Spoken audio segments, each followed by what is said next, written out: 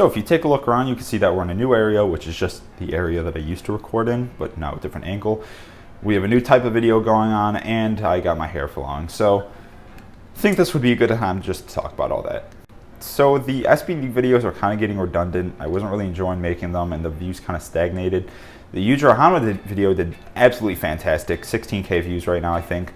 But all the other ones are like a few hundred, maybe even below 100, and I'm just like, I don't know. It's just the payoff isn't going good, and that's not even really the only reason. I'm just not enjoying making it as much. It's just kind of a hassle. So I'm like, you know, I want to stay on YouTube for a while, so let's just do something that I actually want to do.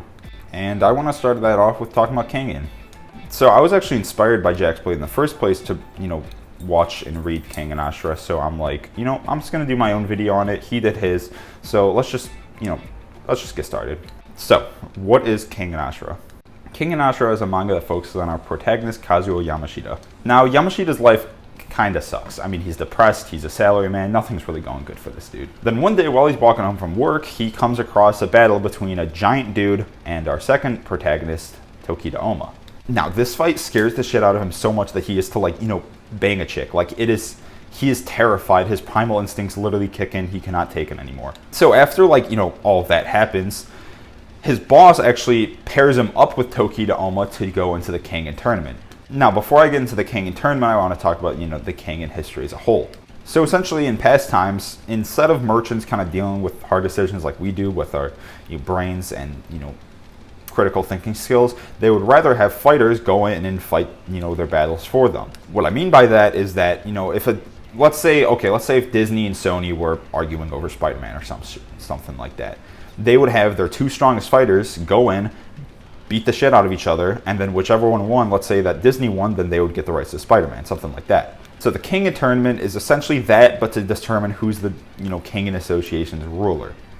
So it's pretty much just a ton of companies going in and all having a huge MMA battle where whoever wins at the very end of the bracket is their company is the leader of the Kengan Association. So, you know, it's the classic tournament arc, kind of entire thing as a tournament arc, you know, type of story. It doesn't sound very appealing at first, but once you actually get into it, you can see just how good it is.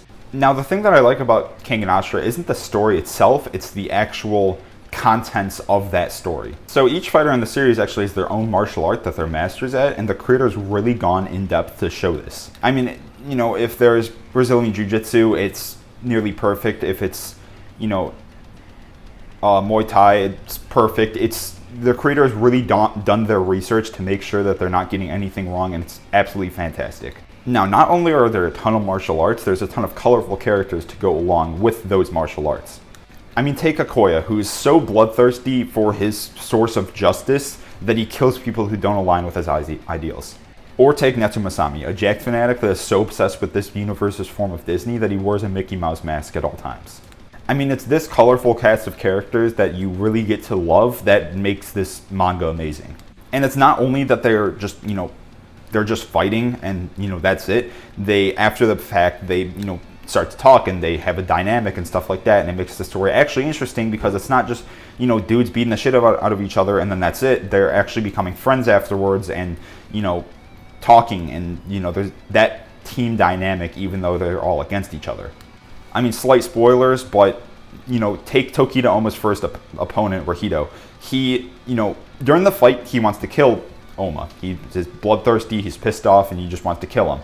After the fact, you know, he becomes a lovable character that you actually like to watch, and he's actually interesting. It's really nice. Like, they don't just throw him away like a lot of other, you know, manga and stuff like that do. He's an enemy that becomes a friend, so it's like a shonen, but, you know, he doesn't decrease in power or anything like that. He gets stronger and stronger, and you could actually see that. So slight spoilers, or kind of spoilers. It's a spoiler of, you know, what one of the matches are. But let's focus on the Gaolong versus Kaneda fight.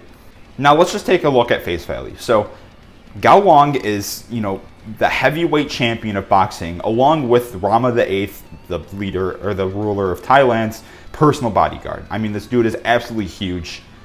And then you got Kaneda, who is a really small and frail guy that isn't really that imposing.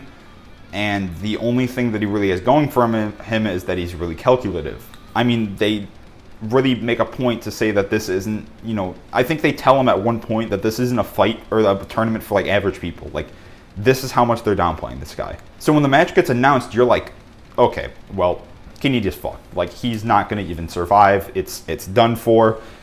And those expectations are what makes the fight amazing. And it's not some BS way where Kaneda starts to fight where he gets a massive power-up or something like that. He actually takes those calculative traits that were established in the beginning of the series and makes them prevalent and uses them in the battle. And the other thing that I love about this fight, and arguably all the other ones, is that they aren't fights where you just want to scroll through and get done with. Now, when it comes to other fighting mangas, you might be kind of inclined to just scroll through really quickly because you don't want to, they're talking about ideals or something like that, and you just want to see the fight. It's cool. The thing is that in Kengan Ashura and Kengan Omega, which we'll see in a bit, is that doesn't happen, or at least it doesn't want it to happen, because they're actually talking about their thought process most of the time instead of their ideals. It's not some BS, I respect you, I respect you, or you're strong, I like fighting you. It's rather, okay, if you take Kaneda during the fight, he's thinking about stuff. He's relating it to things that you know of. It's all connecting, and you as a reader, you're like, oh yeah, like this is good. And it makes you inclined to actually read the stuff. It's really nice because I have the habit of scrolling through manga really quickly, especially fighting manga, because I don't really give two hoots about what they're talking about. And the only time I stop is if there's like a backstory in the middle that actually has dialogue that I want to read. But other than that, it's just them fighting.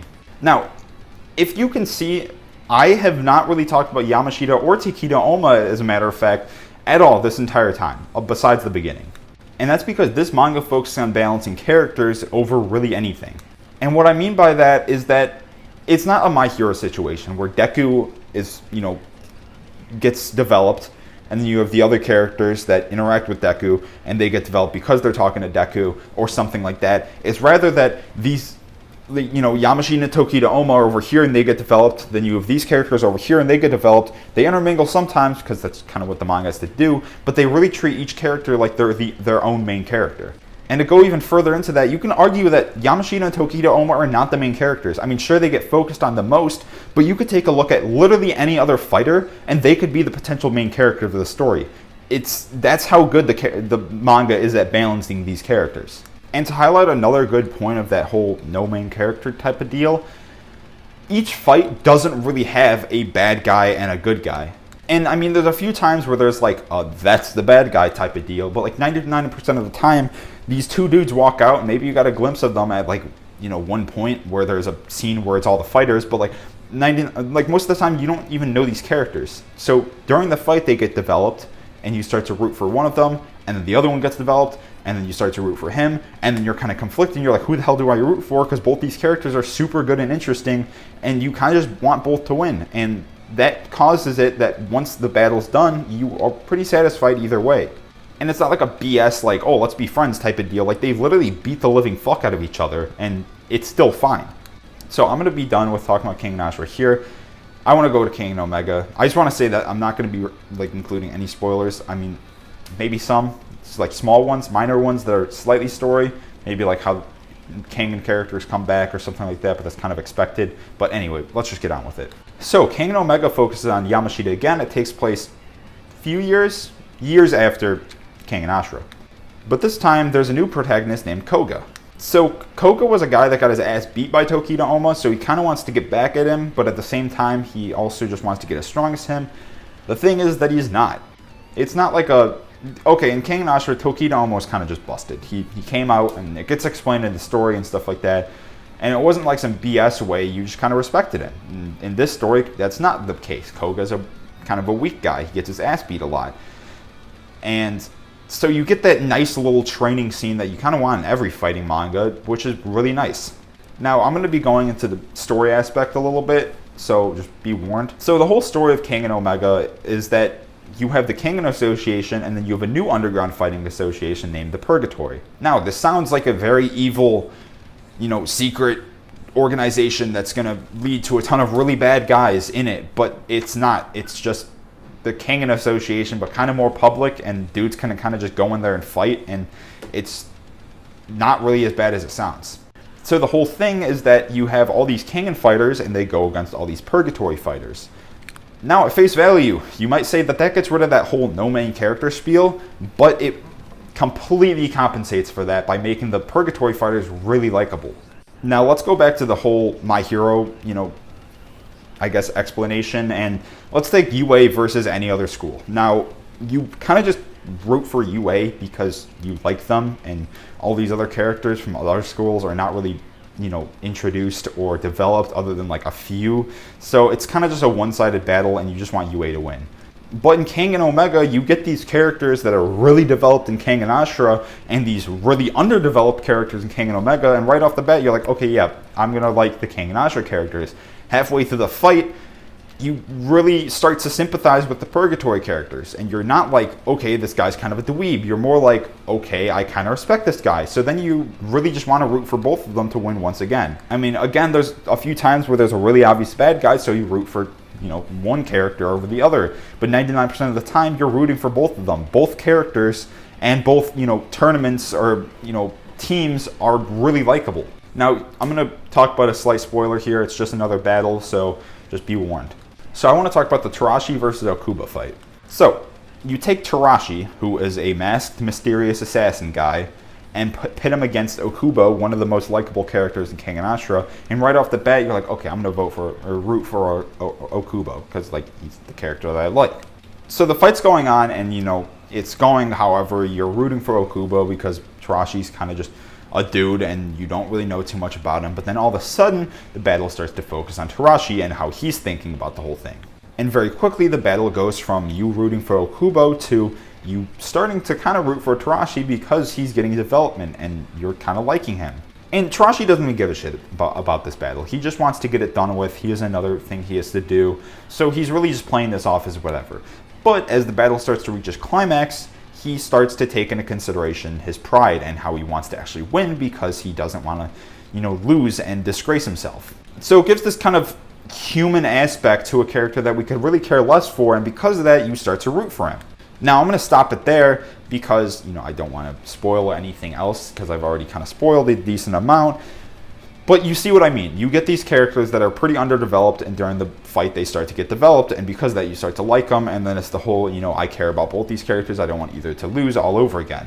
Now, Kengan Omega is still going, and I don't really even want to talk about it anymore because I'll just talk about spoilers. So I'm just going to end it here. But I want to transfer over to another segment that is talking about something that we could use in real life, and that's motivation. Now, that sounded really cheesy, but I mean, I'm talking about how Kengan can motivate you and stuff like that. So I'm a powerlifter. I'm a powerlifting coach, general fitness guy, personal trainer. I just want to be the best I possibly can, and I want to be one of the best in the world. And because of that, this series really speaks to me. So you take it at face value, and I'm like, I want to look like these guys. They look really cool, and that's what I want to look like. But then you dive deeper into the actual story and the personality of the characters, and you see just how dedicated they are, and it really makes you want to go 10 times beyond you could possibly go. I mean, I already just want to be the absolute best at everything. I mean, that's just how I am. I'm really competitive. So when I see these guys that are also super competitive, but this time they kind of have the whole death thing going on, it kind of just makes it 10 times better, and you want to go above and beyond. Now, it sounds really cheesy, but that's one of the main things that I take from this story. You see, just how hard these guys are working, and you want to work that hard too. Now, without fanboying any further and spoiling a lot of things about Kengan, I'm going to stop here. I mean, I just really love this series. It's absolutely fantastic, and I have to thank JaxBlade for even introducing me to it, because I probably wouldn't have known about it before. But I mean, I've been inspired by Kengan Ashura ever since I started reading it. I remember during quarantine, I would literally shadow box 2 Kengan Ashura AMVs because I wanted to be like them. It's stuff like that. It has motivated me beyond another level. One of my biggest inspirations is Tokita Oma. I mean, I could just talk about it endlessly. Now, one other thing I want to talk about, and I'm not sponsored by them, I get nothing from this, I just want to talk about it because I really support them. That's the First Step Apparel. That's the shirt I'm wearing right now. If you turn around, you can see that it's Black Bull Fit. It's a really nice shirt, super comfortable. It is everything that they make I really love, and I wish I could buy more, but I'm kind of broke right now, so I can't. However, I just want to direct you guys over there because I really support what they do, and they're still a small business. I think they still have under 1,000 followers on Instagram, and I don't know. I really like them, and I want them to grow, so I'm going to advertise them. So I hope you guys enjoyed the video. This is just how it's going to be. I'm just going to be posting things that I like, probably once a week, if not maybe bi-weekly. I don't really know.